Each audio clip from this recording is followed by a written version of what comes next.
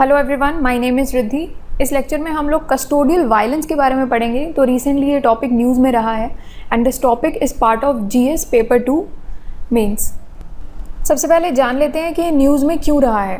तो रिसेंटली एक फादर सन तमिलनाडु में, एक फादर और सन, इनकी एक मोबाइल शॉप थी। तो तमिलनाडु में उनके साथ ये हुआ था कि उन लोगों ने अपनी मोबाइल शॉप जो है, जैसे एक टाइम के लिए, एक टाइम तक ही खोली रखनी होती है, उन्होंने थोड़ा से ज़्यादा टाइम के लिए खोली रखी एंड पुलिस वाले आए और उन लोगों ने कहा कि आपने ये शॉप क्यों इतनी देर तक खोली हुई है। तो इस बात पे थोड़ा सा इशू हो गया था एंड पुलिस जो है वो जो फादर सन डुओ हैं उनमें से फादर को जो है वो उठा करके ले गई थी और वहाँ पर उनको टॉर्चर किया गया। उसके बाद जो सन है, उनके जो बेटे हैं, वो जाते हैं पुलिस स्टेशन एंड उनके लिए अपील करते हैं कि उनको बेसिकली समझाते हैं अपने फादर को छोड़ देने के लिए, बट पुलिस जो है वो उनको काफ़ी अब्यूज़ करती है एंड ये पूरा केस हो जाता है। उसके बाद उनको हॉस्पिटल पे लेके जाया जाता है बट वहाँ पर उनकी डेथ हो जाती है। तो ये पूरा जो टॉर्चर का ये जो सिलसिला चलता है, इसके ऊपर जो है ये टॉपिक आज हम डिस्कस कर रहे हैं, कस्टोडियल वायलेंस।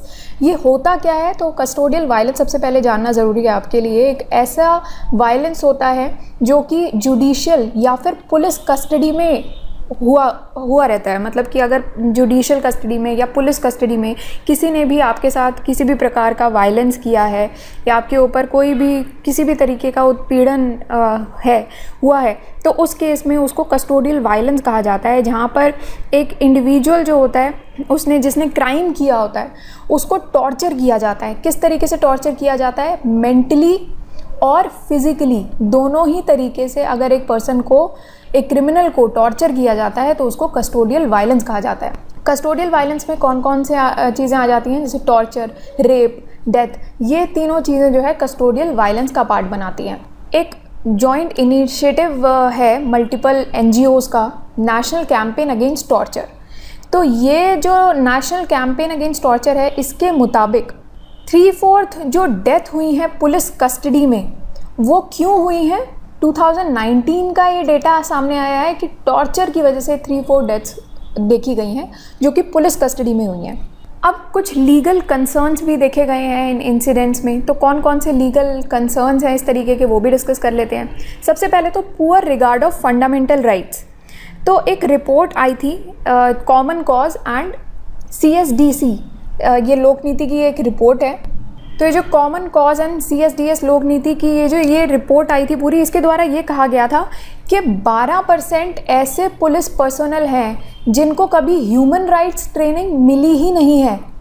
तो मतलब फंडामेंटल राइट्स का फ़ायदा ही क्या हुआ अगर आपको ह्यूमन राइट्स मिली ही नहीं है। मतलब पुलिस पर्सनल जिनके हाथ में सारी पावर रहती है, जिनको क्रिमिनल से डील करना होता है, उनको कभी ह्यूमन राइट्स ट्रेनिंग ही नहीं दी गई है। तभी तो इतने सारे ह्यूमन राइट्स केसेस होते हैं, तभी तो इतने सारे के ह्यूमन राइट्स वायलेशन हो जाते हैं पुलिस कस्टडी में।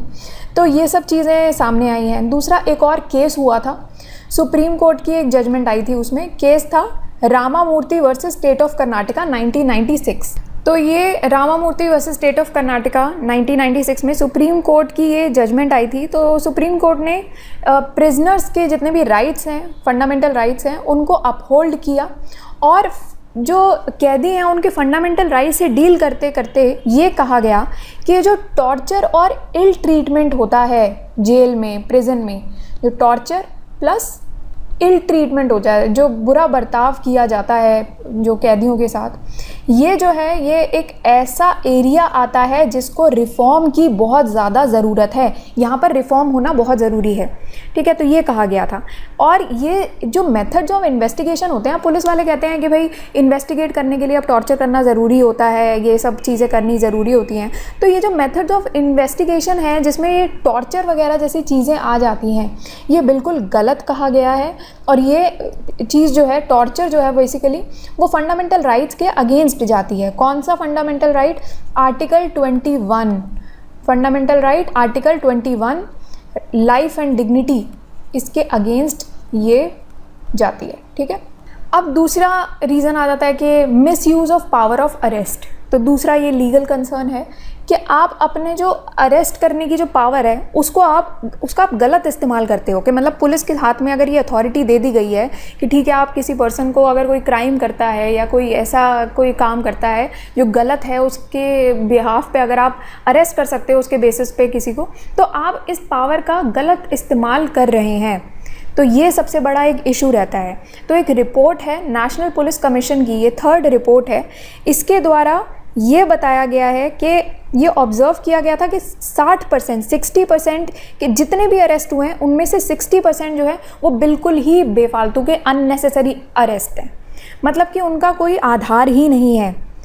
तो निराधार बिल्कुल अरेस्ट किए गए हैं, ये अननेसेसरी एप्लीकेशन बहुत सारी फ़ाइल की गई हैं बहुत सारे आईपीसी के सेक्शन में, जैसे कि सेक्शन 506 के अंडर ये फ़ाइल की गई हैं, जिसमें नॉन बेलेबल रिमांड लेने के लिए एक्यूज़ के लिए ये सेक्शन जो है ये फ़ाइल किए जाते हैं।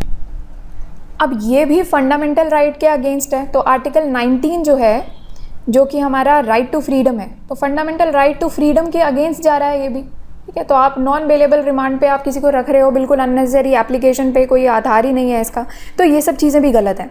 फिर तीसरी चीज़ आ जाती है एक्स्ट्रा लीगल बिहेवियर।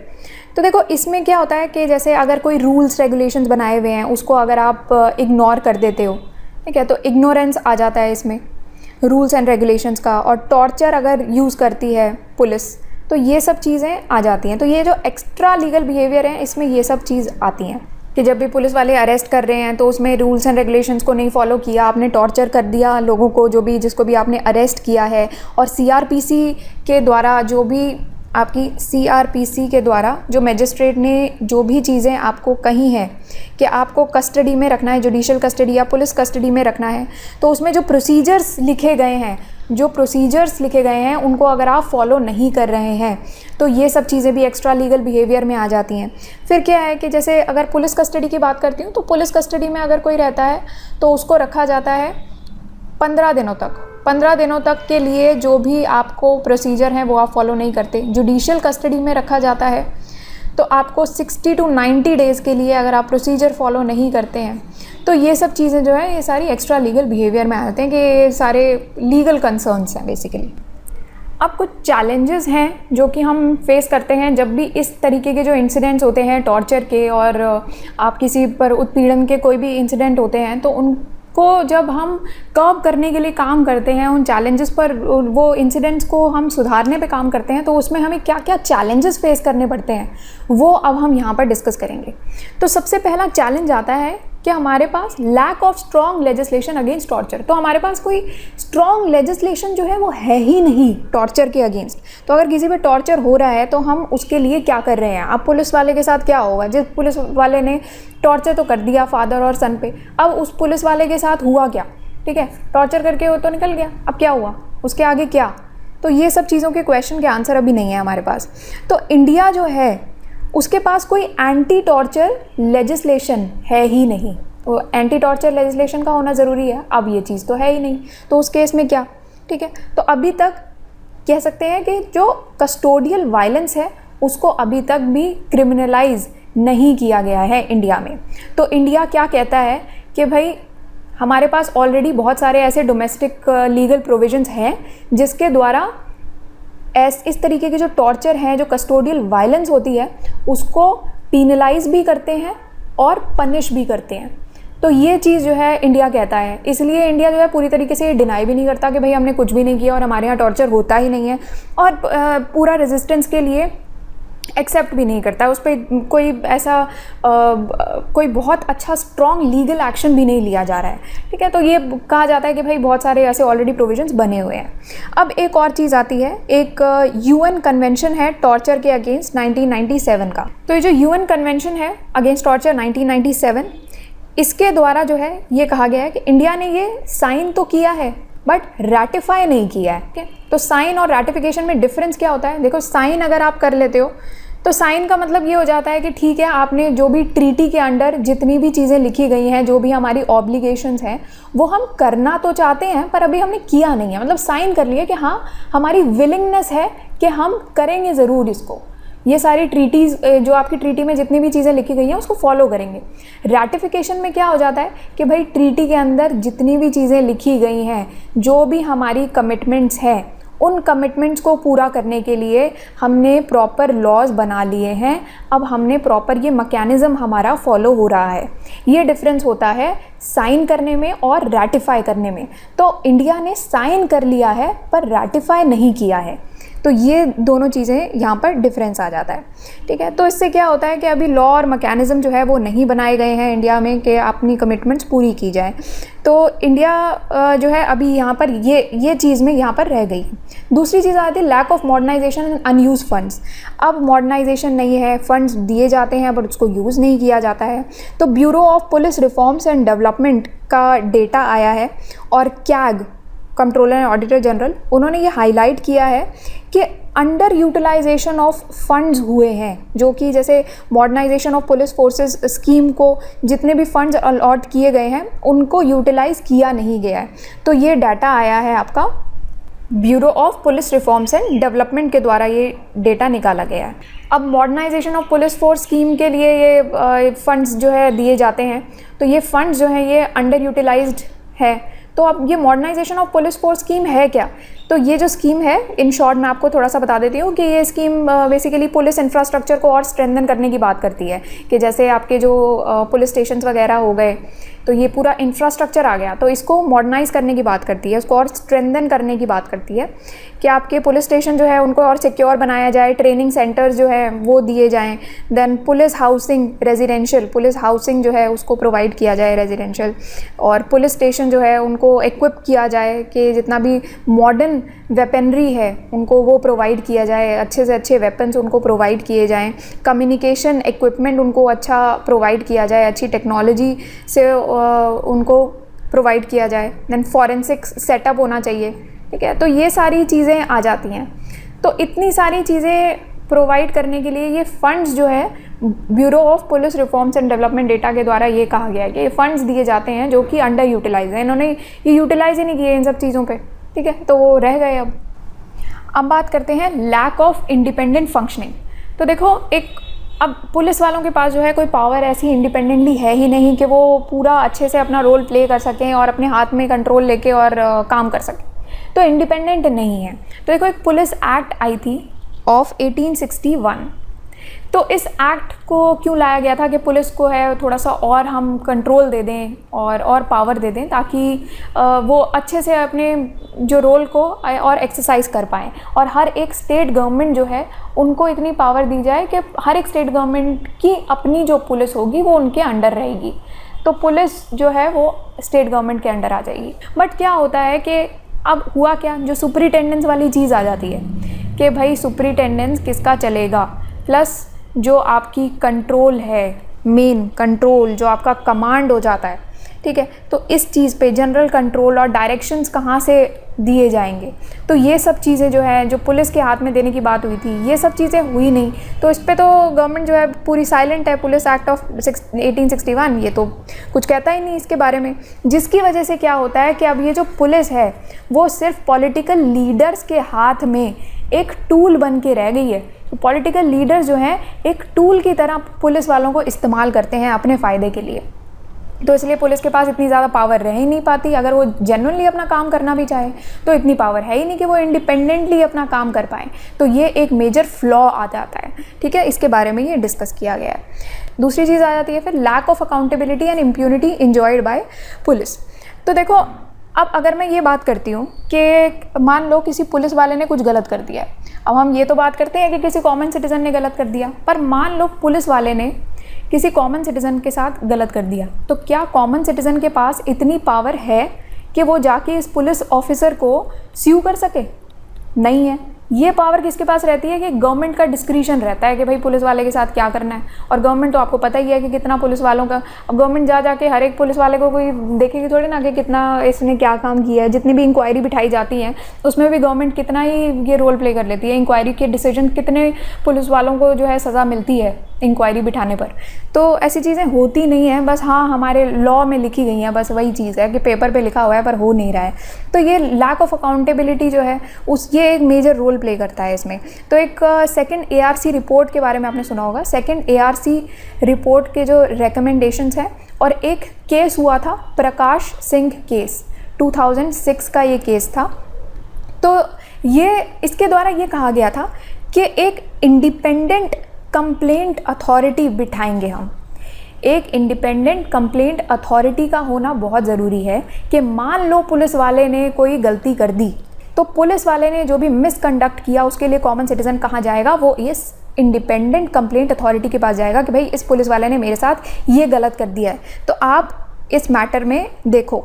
और उसके बाद इंडिपेंडेंट कंप्लेंट अथॉरिटी जो है इस पुलिस वाले के अगेंस्ट में एक इंक्वायरी बिठाएगी, तो पूरी इंक्वायरी चलेगी, ठीक है। तो ये सब चीज़ें करने की बात की गई थी, बट हुआ क्या कि बहुत सारी स्टेट्स ऐसी हैं, in fact most of the states ने ये पूरी चीज़ को, ये जो सेकंड ARC रिपोर्ट की रिकमेंडेशन, प्रकाश सिंह केस 2016 की, ये 6 की जो रिकमेंडेशन है, इसको इसके ऊपर इम्प्लीमेंट ही नहीं किया इन सब चीज़ों को। जब इम्प्लीमेंटेशन हुआ ही नहीं है, चीज़ें बन रही हैं पर इम्प्लीमेंटेशन नहीं हो रहा है, तो फिर क्या हो रहा है, तो भाई चीज़ें ऐसे ही रह जाएंगी।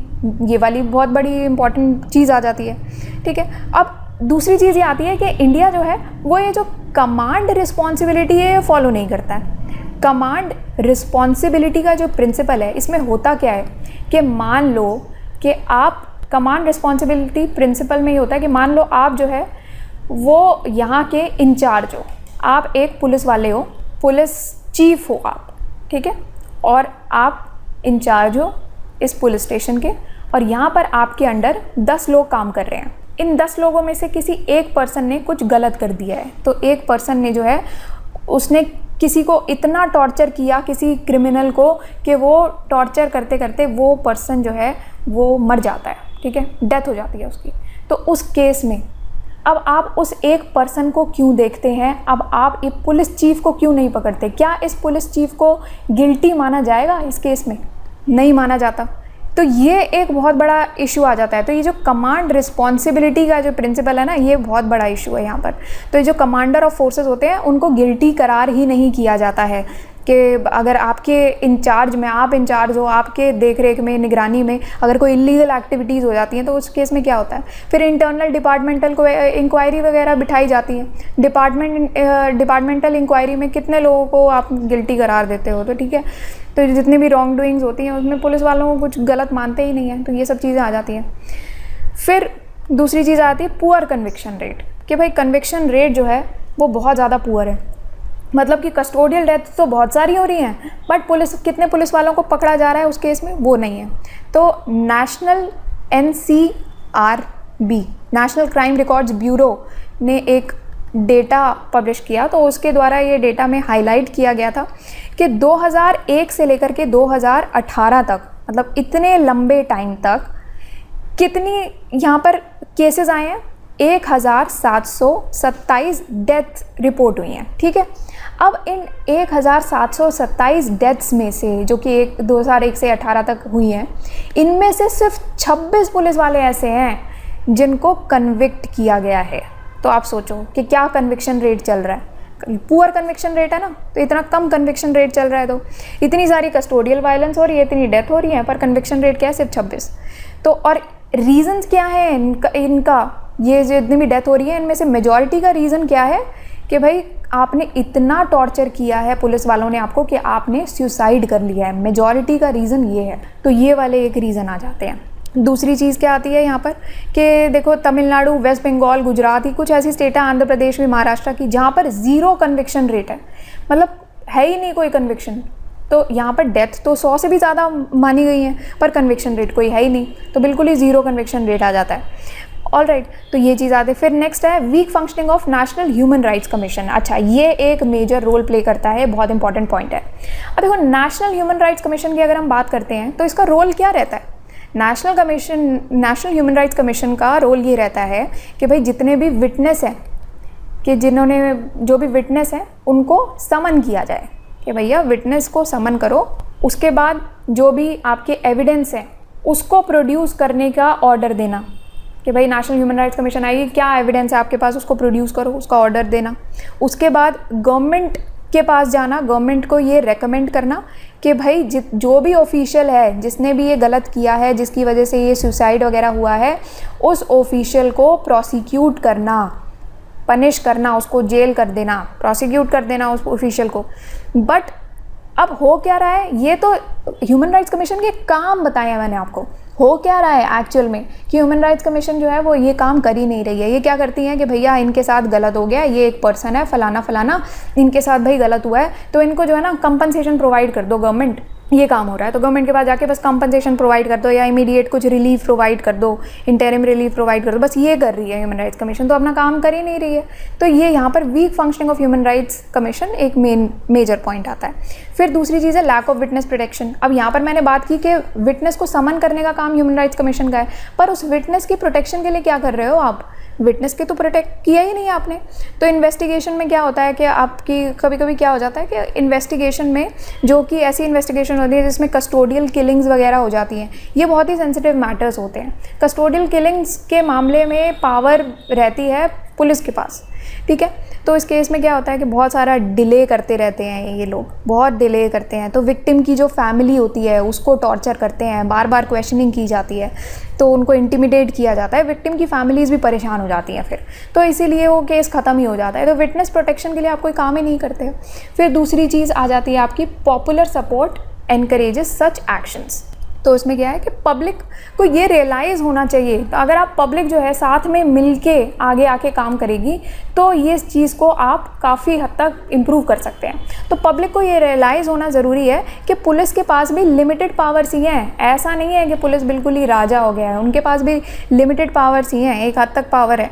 तो इसलिए वो उससे ज़्यादा लॉ के अंडर जितनी पावर दी है बस उसी को ही एक्सरसाइज कर सकते हैं। तो पुलिस का काम क्या है कि वो रूल ऑफ लॉ को अपहोल्ड करके रखें, तो ये पुलिस का काम है, uphold the rule of law. और रूल ऑफ लॉ अपहोल्ड करने का मतलब ये नहीं है कि आप कानून को अपने हाथ में ले लो। दूसरी चीज़, अब वे फॉर्मेट में अब हम लोग देख लेते हैं, लीगल रेमेडीज़ की बात की गई है, क्या क्या चीज़ें होनी चाहिए। तो लीगल रेमेडीज़ सबसे पहले की जानी चाहिए। अगर हमें ये सिचुएशन को सुधारना है तो सबसे पहले लीगल रेमेडीज़ पे काम करना है। लीगल रेमेडीज़ में सबसे पहले क्या आता है कि ratification of UN convention against torture. तो मैंने आपको एक बताया था यूएन कन्वेंशन, जिसके अंडर ये कहा गया था कि भैया हमने साइन तो किया है कि जो कन्वेंशन अगेंस्ट टॉर्चर है और अदर क्रूअल, इनह्यूमन और डिग्रेडिंग ट्रीटमेंट हो जाता है ये प्रिजनर्स का, उसको साइन तो किया है बट रैटिफाई नहीं किया, तो उसको रैटिफाई करना ज़रूरी है। तो इंडिया ने इंटरनेशनल कॉन्वेंट, मैं यहाँ पर लिख देती हूँ आपके लिए, तो इंडिया ने international convent on civil and political rights, इसको रैटिफाई तो किया है, पर जो कन्वेंशन है जिसमें टॉर्चर और बाकी के जितने भी क्रूअल चीज़ें हो जाती हैं, इनह्यूमन या डिग्रेडिंग ट्रीटमेंट होता है प्रिजनर्स का, उसको जो है वो इन्होंने साइन ही किया है, सिर्फ उसको रैटिफाई नहीं किया है, ठीक है। तो ये सब चीज़ें जो है ये लिखी गई हैं। तो सबसे पहले यूएन कन्वेंशन अगेंस्ट टॉर्चर को रैटिफाई होना बहुत ज़रूरी है। फिर सेक्शन 197 ऑफ सीआरपीसी, इसका रिफॉर्म होना बहुत ज़रूरी है, ठीक है। तो सबसे पहले आपको ये रिफॉर्म करेंगे जिसमें आपको ये क्लियर किया जाएगा कि प्रोसिक्यूटर जो है उनको गवर्नमेंट का अप्रूवल लेना ज़रूरी नहीं है अगर आपको किसी भी पुलिस वाले को जो है वो सज़ा देनी है तो उसके लिए आपको बार बार गवर्नमेंट के पास जाने की ज़रूरत नहीं है। कि अगर पुलिस के अगेंस्ट कोई भी चार्ज आया है, तो अगर आपको कोई चार्ज लगाना है पुलिस के अगेंस्ट के पुलिस वाले ने किसी को गलत तरीके से उसको डिटेंशन कर लिया है, उसका आर्बिट्रेरी डिटेंशन हुआ है, ठीक है, या फिर टॉर्चर किया है किसी को, या फिर एक्स्ट्रा जुडिशियल किलिंग्स की गई हैं, तो ये सारे मैटर्स आ जाते हैं। या फिर और भी कोई भी क्रिमिनल एक्ट किया गया है अगर, तो पुलिस वाले के अगेंस्ट अगर ये चार्ज लगाने हैं तो आपको गवर्नमेंट के पास जाने की ज़रूरत ना पड़े, गवर्नमेंट का अप्रूवल लेने की ज़रूरत ना पड़े। तो इस सेक्शन 197 ऑफ सीआरपीसी को रिफॉर्म करने की बात की गई है। दूसरी चीज़ है administrative remedies and enforcement of laws. तो एडमिनिस्ट्रेटिव रेमेडीज़ और लॉज को एनफोर्स करना ये काम होना चाहिए। तो सबसे पहले आता है स्ट्रिक्ट इम्प्लीमेंटेशन ऑफ डी के बासु जजमेंट 1997। तो डी के बासु जजमेंट आई थी 1997 की। इस केस में सुप्रीम कोर्ट ने ये 11 डायरेक्शंस जो है वो इशू की थी, जिसमें ये कहा गया था कि आप ट्रांसपेरेंसी जो है उसको इंक्रीज़ करिए, ठीक है। साथ में रिस्पॉन्सिबिलिटी जो है उसको भी फिक्स करिए कि आपको responsibility for making an arrest, ठीक है, उसको भी आपको फिक्स करना ज़रूरी है। जैसे कि अगर मेडिकल एग्जामिनेशन होना है एक्यूज़ का, ठीक है, तो मेडिकल एग्जामिनेशन होने के लिए मैंडेटरी किया जाना चाहिए कि भाई ये नहीं कि आपने लाइटली ले लिया इस चीज़ को कि मेडिकल एग्जामिनेशन होना था, आपने करवाया ही नहीं, तो इसको मैंडेटरी किया जाना चाहिए। साथ में अगर कोई भी अरेस्टेड पर्सन है उसको जल्द से जल्द उसके जितने भी फैमिली मेम्बर्स हैं, उनके जो किन हैं, उनको आपको नोटिफाई करना ज़रूरी है कि अगर आपने किसी पर्सन को अरेस्ट किया है, आप जाके पहले उसके फैमिली मेम्बर्स को नोटिफाई करो कि भाई हमने फ़लाना पर्सन को जो है अरेस्ट कर दिया, ठीक है। तो ये सब चीज़ें आई थी डी के बासु जजमेंट में। ट्रांसपेरेंसी होनी चाहिए, रिस्पॉन्सिबिलिटी होनी चाहिए, ये सारी फिक्स्ड होनी चाहिए रिस्पॉन्सिबिलिटीज़। बट कुछ ऐसी रिकमेंडेशंस हैं जो कि CRPC में इंक्लूडेड हैं। बहुत सारी अमेंडमेंट्स होती रही थी जिसमें CRPC में ये सारी रिकमेंडेशंस इंक्लूड की गई थी, बट पुलिस जो है वो ऑफन ये इग्नोर ही कर देती है ये सारी रिकमेंडेशंस को, तो ये बहुत बड़ा मेजर रोल आ जाता है एक। फिर है इफ़ेक्टिव रोल ऑफ मजिस्ट्रेट का रोल बहुत ज़रूरी है यहाँ पर। मजिस्ट्रेट की ये ड्यूटी होती है कि वो पुलिस पावर जो है, जो पुलिस अपनी पावर्स यूज़ कर लेती है, वो पुलिस बहुत ज़्यादा अपनी पावर ना यूज़ कर ले, तो over reach of police power जो है वो प्रिवेंट करना, ये काम होता है मजिस्ट्रेट का कि इसको प्रिवेंट कर ले। तो इसमें होता क्या है कि देखो, जितने भी जैसे किसी पर्सन का अरेस्ट हुआ है तो उसके अरेस्ट में जितने भी डॉक्यूमेंट्स लगे हैं, तो अरेस्ट रिलेटेड डॉक्यूमेंट जो हैं उनको आपको मजिस्ट्रेट के सामने प्रेजेंट करना पड़ेगा। साथ में जो सस्पेक्ट्स हैं उनको डायरेक्टली क्वेश्चन कर ले मजिस्ट्रेट, ठीक है, ताकि ये ना हो भाई कि आपने सस्पेक्ट को डायरेक्टली क्वेश्चन ही नहीं किया। तो ये भी सस्पेक्ट्स की भी राय जाननी ज़रूरी होती है। Wellbeing of suspects is also very important, ठीक है। तो ये सब चीज़ें होनी चाहिए। फिर दूसरी चीज़ आती है कि आप जो काउंसिल है उसका राइट को इंश्योर करो, ensuring the right to counsel. तो ये भी अवेलेबल होता है सस्पेक्ट्स के पास।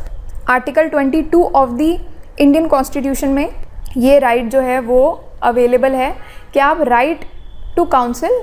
आर्टिकल 22 में बेसिकली यही कहा जाता है कि अगर कोई पर्सन को आपने अरेस्ट किया है या उसको आपने कस्टडी में लिया है, तो उस पर्सन के पास पूरा राइट है कि उसको इन्फॉर्म किया जाए सबसे पहले तो कि हमने आपको इस फलाने रीज़न की वजह से हमने आपको कस्टडी में लिया है। और दूसरी चीज़ ये हो जानी चाहिए, जैसे आप अरेस्ट करते हो तो उस पर्सन के पास ये राइट होता है कि वो कंसल्ट कर ले, किसी भी लीगल प्रैक्टिशनर को आप कंसल्ट कर सकते हो और कोई भी लीगल प्रैक्टिशनर जो है आपको डिफेंड कर सकता है। जो भी आप लीगल प्रैक्टिशनर चाहते हो वो आपको डिफेंड कर लेगा।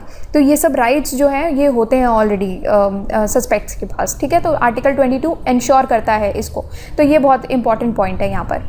फिर आती है इंश्योर पुलिस अकाउंटेबिलिटी। तो ये एक बहुत बड़ा मेजर रीज़न है। अब इसमें भी दो तरीके की अकाउंटेबिलिटी आती है, एक आती है एक्सटर्नल अकाउंटेबिलिटी, दूसरी है internal accountability.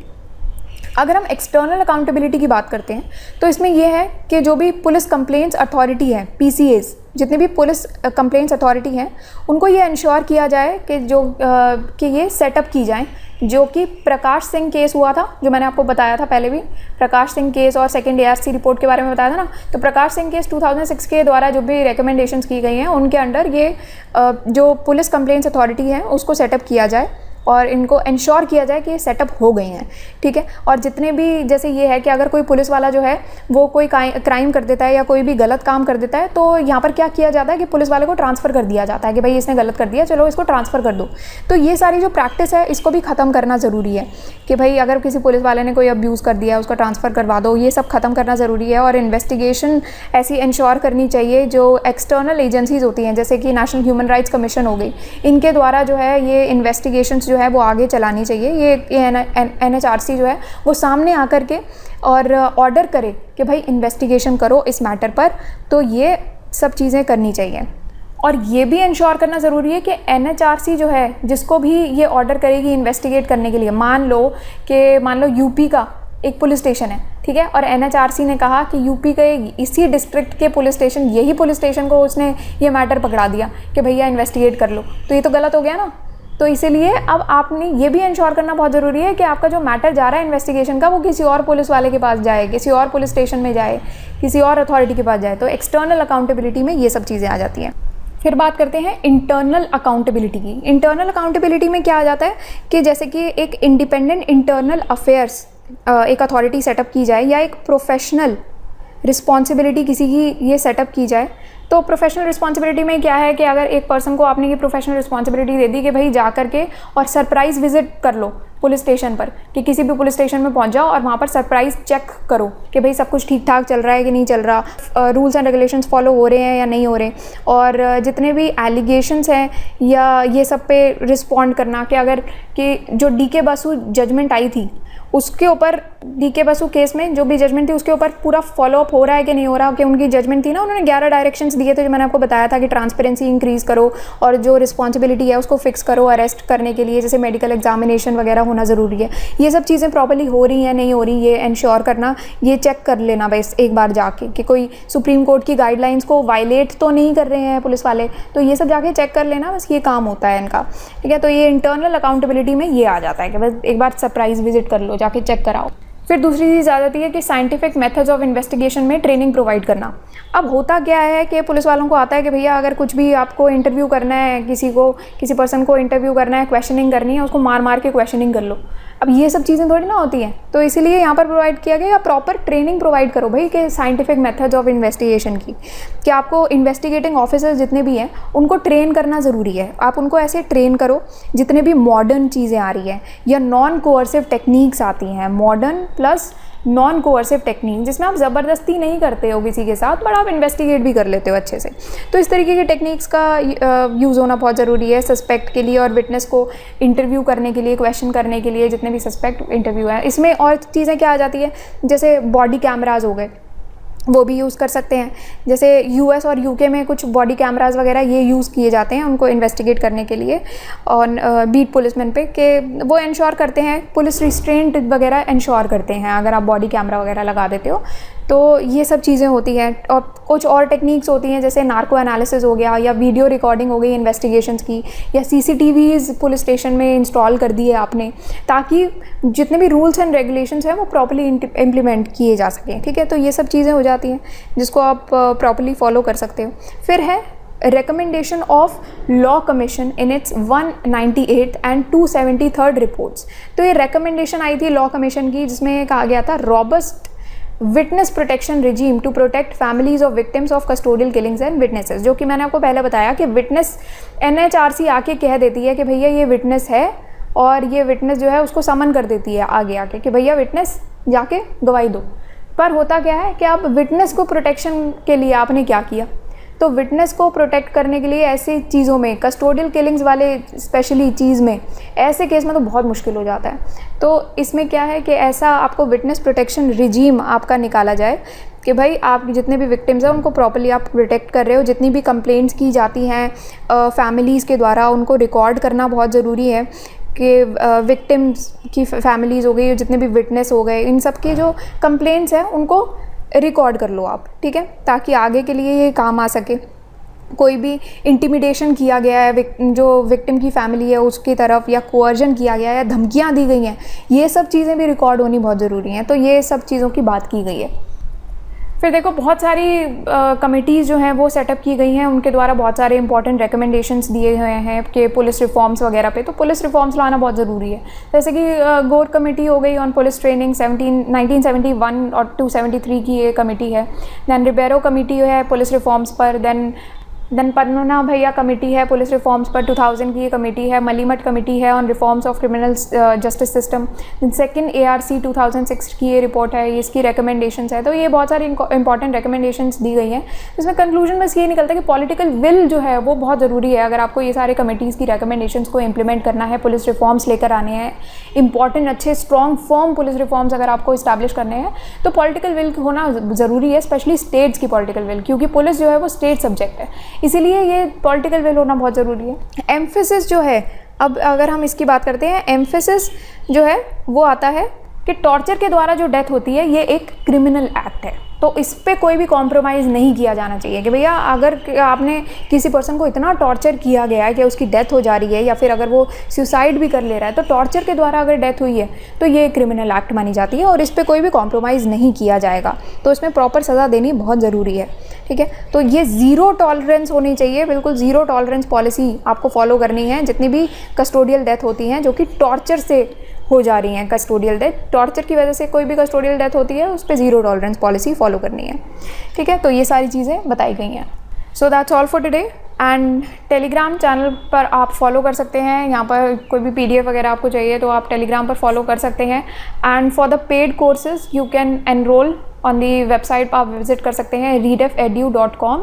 So that's all for today and thank you for watching the lecture.